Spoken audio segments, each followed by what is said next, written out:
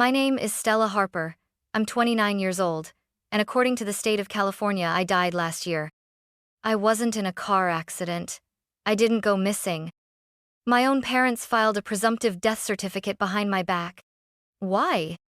So they could take the 35 million inheritance my grandfather left for me. I thought the worst part would be watching my father light the check on fire. I was wrong. The worst part was realizing they never intended for me to survive on paper or in real life. But here's what they didn't count on. My grandfather saw this coming, and he left me more than a fortune. He left me a plan, a war map. And now, they're the ones who should be afraid. The room smelled like wealth-polished mahogany, old books, and quiet contempt. I sat across a desk so large it could have doubled as a runway, my palms flat against my thighs to keep them from trembling. My father, Henry Harper, sat to my right. Tailored black suit, platinum cufflinks, jaw tight with impatience. My mother, Celeste, to his side, one hand resting gently over her pearls, a signal that she was about to feign shock. And then there was Gregory, my older brother. The favorite, the heir they had groomed since birth. He didn't even glance at me as he adjusted the lapel of his jacket, like this was just another board meeting. The lawyer, Mr. Alder, cleared his throat. He looked ancient, like the building itself, but when he spoke, his voice had the edge of someone who had seen too much and forgotten nothing. The remainder of the estate, he read, valued at approximately $35 million, is left in its entirety to my granddaughter, Stella Harper. Silence. A heavy, suffocating silence. Then, "What?" Gregory spat, his voice cracking like glass. "That's a mistake." She manipulated him. He was sick. My mother gasped, like she was on a soap opera, her hand clutching her chest. "This must be corrected. You people know she's unstable." My father didn't speak. Not at first. He reached forward instead, calm and deliberate, and plucked the cashier's check from the folder Alder had placed before me. He turned it slowly in his hand. "Wu, Ling, Ling." Then he looked at me, and I saw it. Hatred. Raw, unfiltered hatred. "You betrayed this family," he growled. And from his coat pocket, he pulled out a lighter. He flicked it. Orange flame.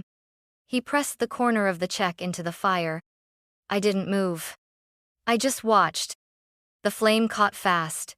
It licked the edge, then roared, devouring ink and paper and all the illusions I might have still clung to. My mother shrieked, triumphant. "You get nothing." Ash drifted toward me like snow.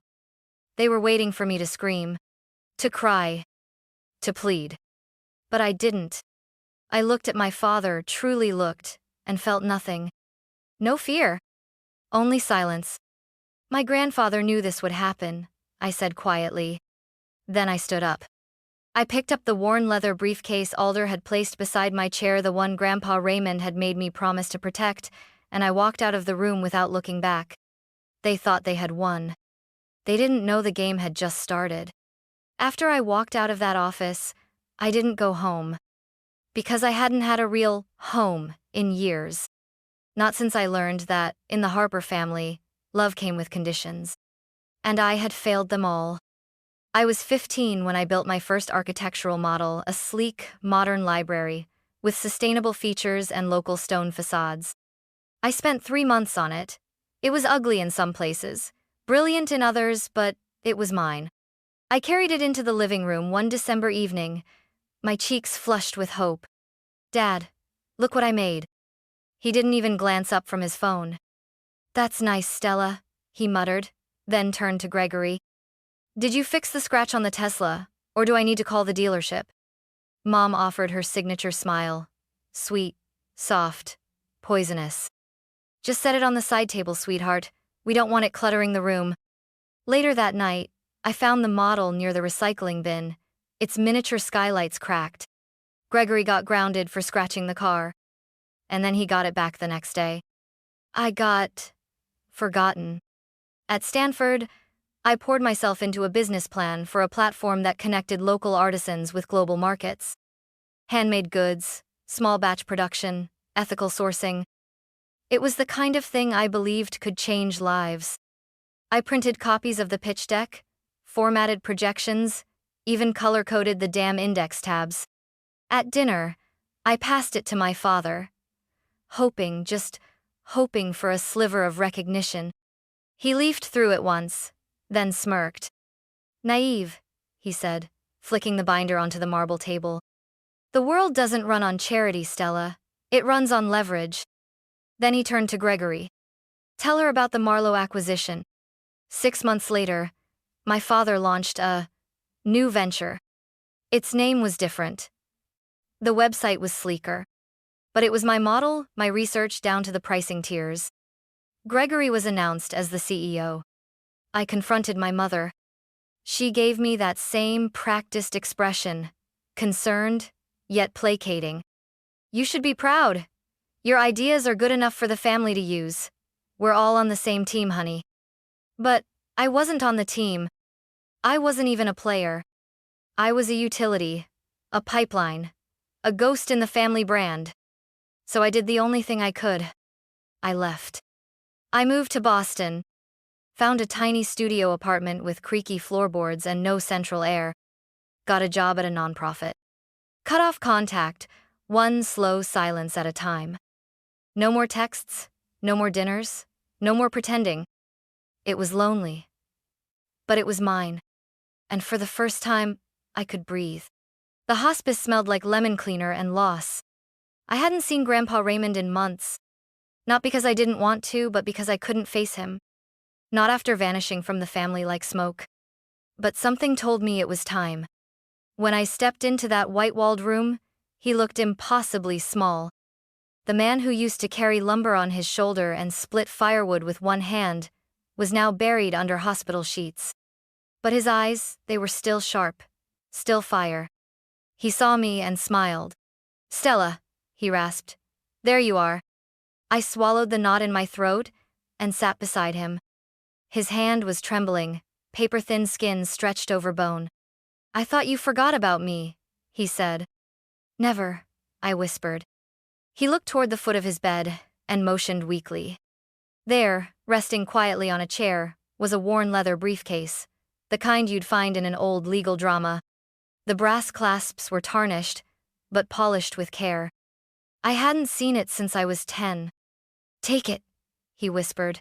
"Everything you need is in there." "Grandpa, what is this?" He gripped my wrist, harder than I expected. "When the storm comes, trust Alder. Only Alder. He knows the steps." His voice cracked on the word, storm.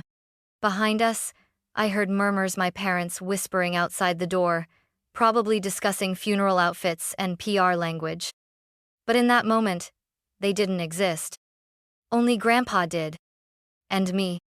"You were always the one," he said. "Not Gregory. You saw people. You listened. You cared." My throat burned. He had always said things like that in quiet ways. Small gestures, subtle praise. But never this plainly. Not until now. "I don't know what to do without you," I whispered. "Yes, you do," he smiled faintly. "You just don't know you do." 2 days later, he died in his sleep. They held a memorial at a golf club. No tears, just catered shrimp and cold eulogies. Gregory gave a speech about legacy.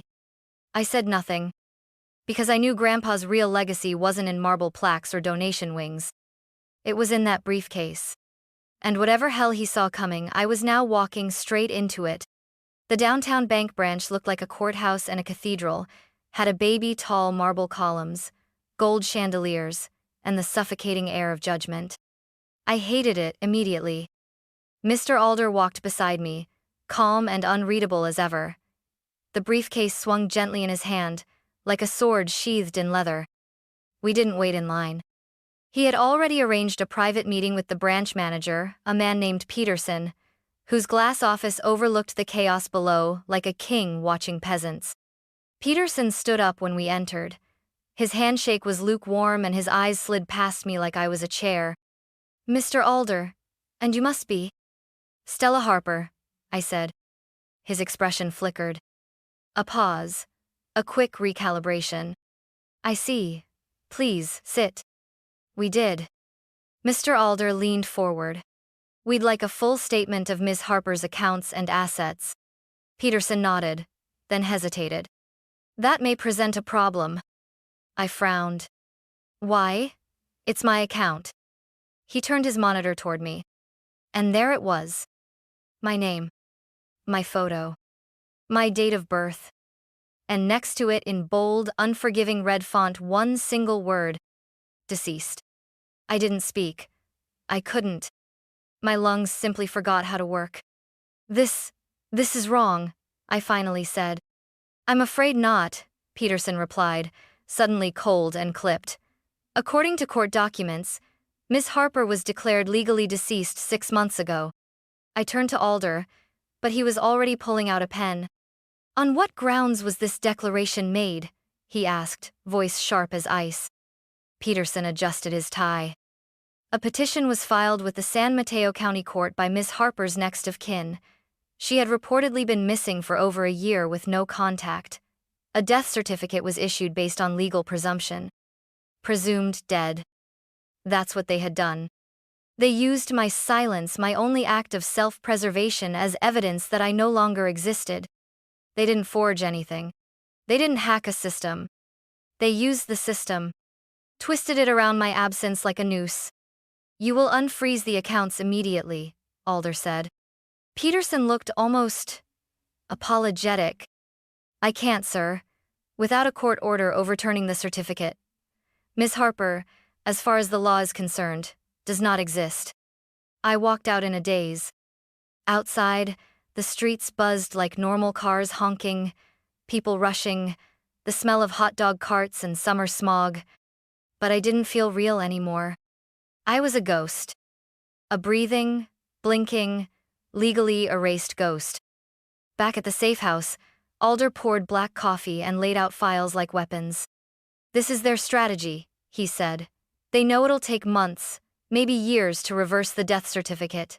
You'll need lawyers, court hearings, money you can't access. He looked me dead in the eye. They're not just trying to take your inheritance. They're trying to bury your name, strip your existence, make you give up. And for a moment, I wanted to.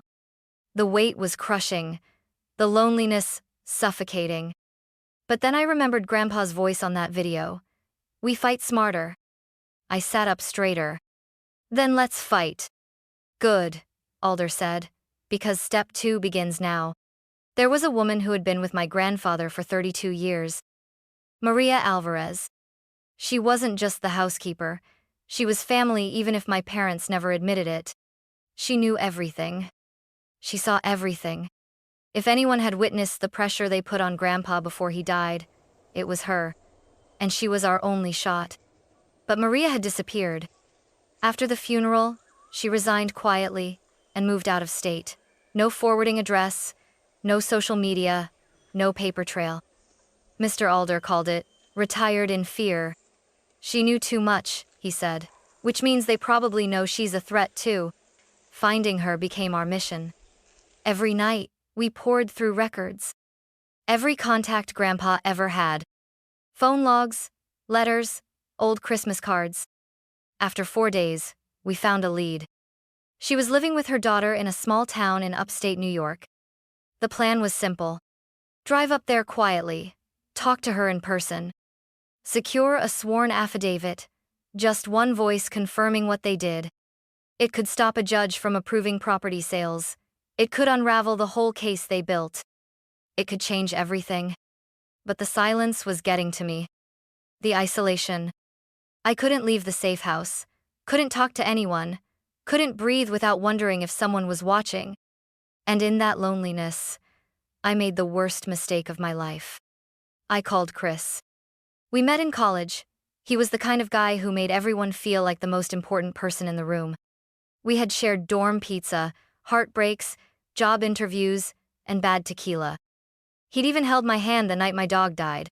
He was the one thread I had left to my old life. Stella? His voice cracked through the phone.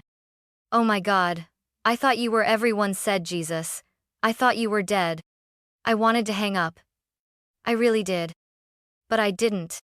I needed someone to remember I existed. I'm safe, I said.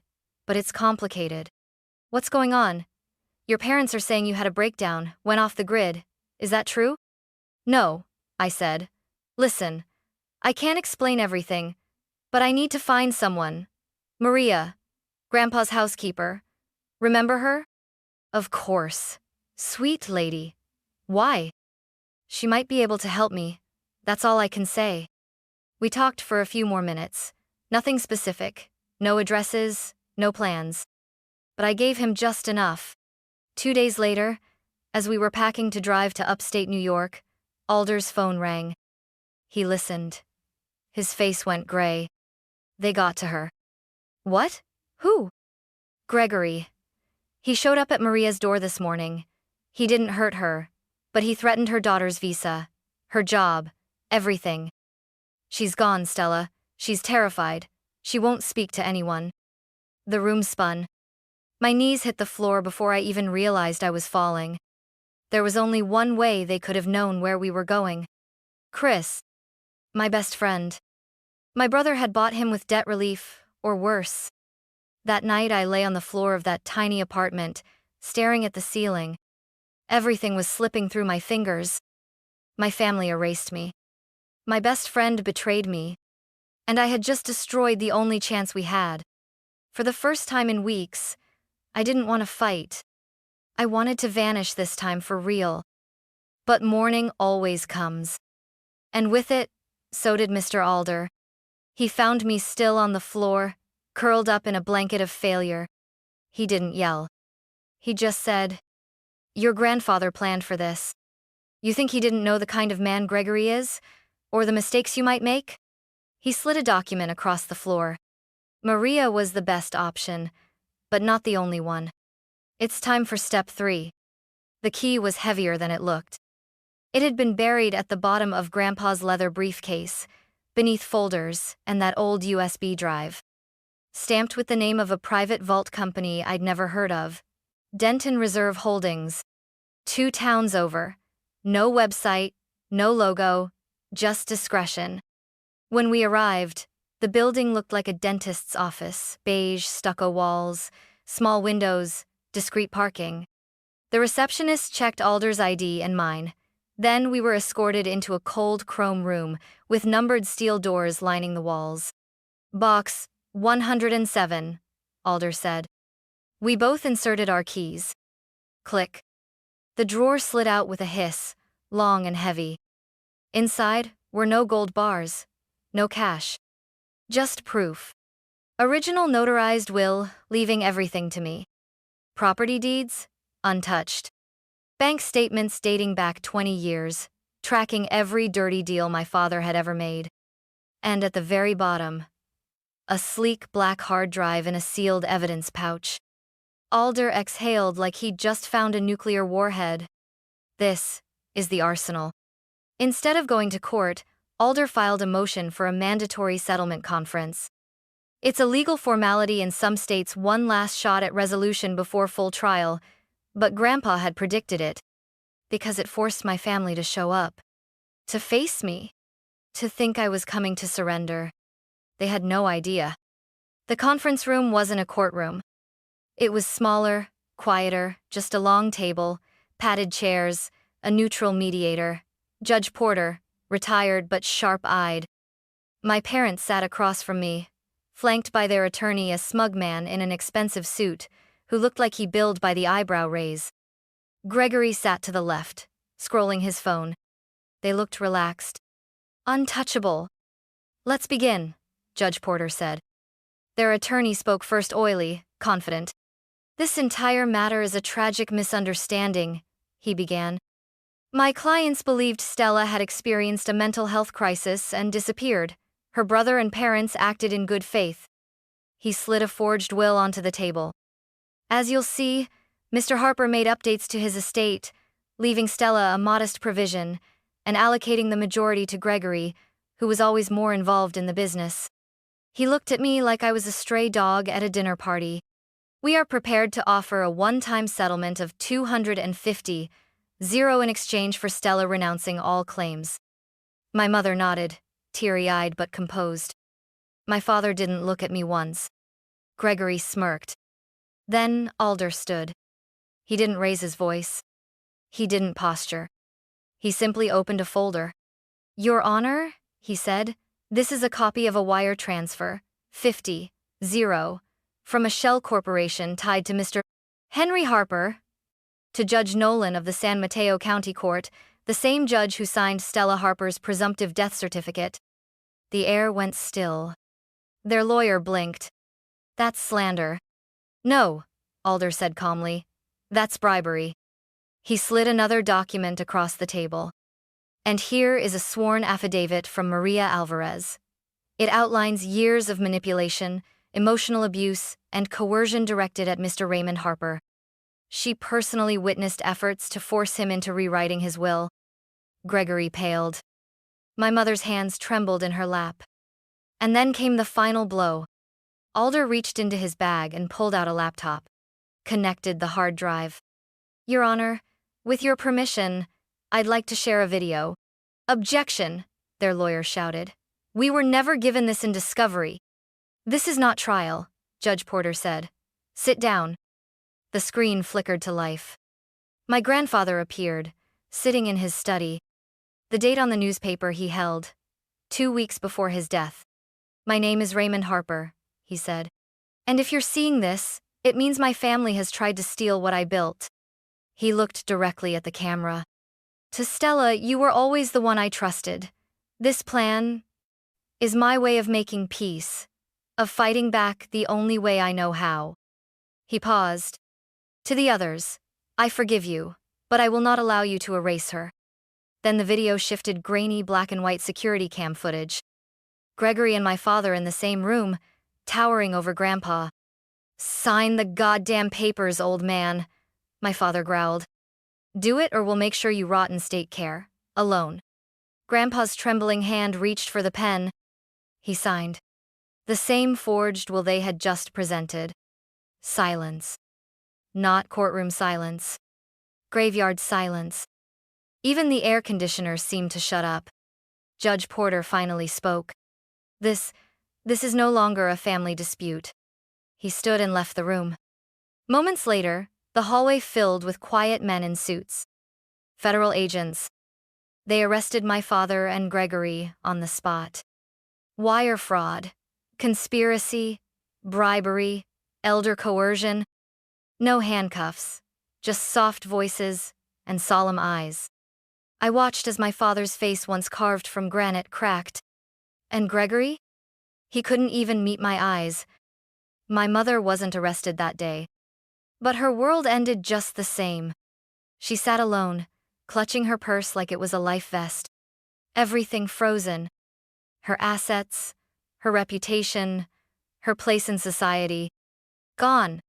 As I stepped into the sunlight outside, the air felt different. Lighter. I had walked in as a ghost. And walked out reborn. 3 days after the settlement conference, my phone buzzed with a number I hadn't seen in over a year. Mom. For the first time in my life, she was the one reaching out. Can we meet? She asked. Please, just 5 minutes. We met at a small coffee shop in Brooklyn. Neutral territory, no memories, no ghosts. She was already seated when I arrived at a table by the window. Her hair wasn't styled like usual, the eyeliner was smudged, her fingers trembled as she stirred her coffee over and over. She looked smaller somehow. Not physically, spiritually. Stella, she said softly, thank you for coming. I didn't say anything. She blinked rapidly, trying to hold it together. Then, you have to help us. Help you? I repeated. Your father and Gregory, they could go to prison. Real prison. Please, you have to talk to the prosecutors. Explain it was a misunderstanding. I let the silence stretch. A misunderstanding, I echoed. Yes, your father was under pressure. He just wanted to protect the family legacy. He loves you, in his own way. I stirred my coffee, slowly. He had me declared legally dead, I said. You watched him burn my inheritance and said I deserved nothing. He made mistakes. He weaponized the court system. He thought you abandoned us. I did, I said evenly. Because I had to survive you. She reached across the table and grabbed my hand the same way she used to when I was 6 and afraid of the dark. I'm your mother, Stella. You can't do this to your own mother. And that's when I knew. This wasn't remorse. This was fear. She didn't come here to say sorry. She came because she had nothing left to hold on to. I slipped my hand from hers and reached into my bag. Pulled out a card. Slid it across the table. This is James Blake, I said. Defense attorney. Federal level.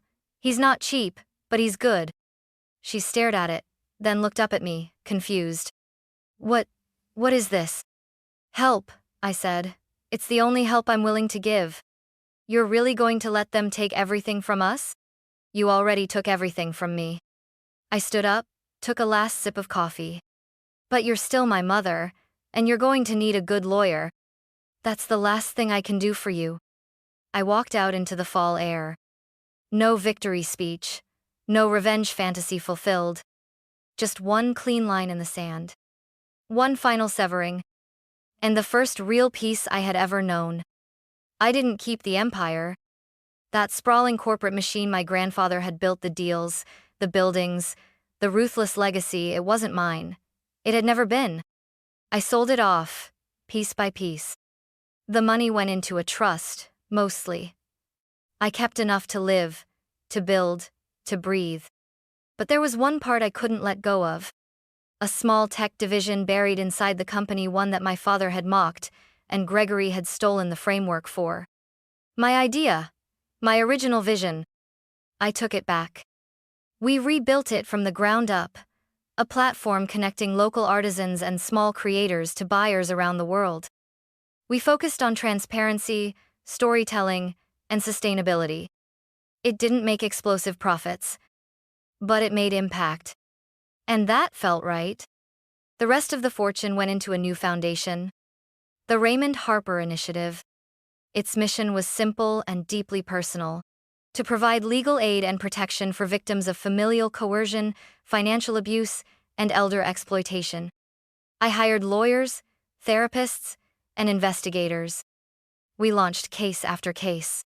Every time we helped someone reclaim their stolen rights, it felt like I was rebuilding something not just for me, but for people like me. It wasn't revenge. It was repair. My father and Gregory took plea deals. The evidence was too overwhelming, too airtight. They served time. Their names made headlines. And then, like shadows at sunset, they disappeared from the public record, stripped of titles, status, money. I heard they now live in a rented condo in Tampa. Gregory delivers investment webinars on platforms no one watches. My father, once a giant in finance, now argues with HOA boards over parking rules. I don't hear from them. And I don't need to. One afternoon, while unpacking the last of Grandpa's documents, I found a hidden envelope wedged behind the lining of the vault's metal box. It was addressed to me in his shaky handwriting. Inside were two things. A copy of his medical records. A letter. My dearest Stella, if you're reading this, it means our plan worked. It means you are free. There's one last truth I must leave with you, the one I couldn't say while I was alive. He had known he was dying. Pancreatic cancer. 6 months to live when he wrote the first video. I watched your father diminish you. I watched your mother enable him. And I stayed silent. I told myself it was to keep the peace. But peace bought with your soul is no peace at all. This plan, this entire elaborate trap wasn't a test. It was my confession, my final act of love. I couldn't undo the past, Stella, but I could give you the tools to build something new. Be a better voice than me. Be a better fighter. Be a better woman. All my love. Grandpa. I cried. Not the kind of crying that aches. The kind that cleanses. And when I stood at his grave a week later, on a quiet green hill outside Albany, daisy in hand, I understood. The 35 million was never the point. It was just the spark. The real inheritance was this: that my name means something because I chose what it stands for, not them. That my silence was never weakness, it was gathering. That my voice finally was mine. I laid the flower on his stone and whispered, "Thank you." Then I turned, walked down the hill, and didn't look back. For the first time in my life, the future was mine to write.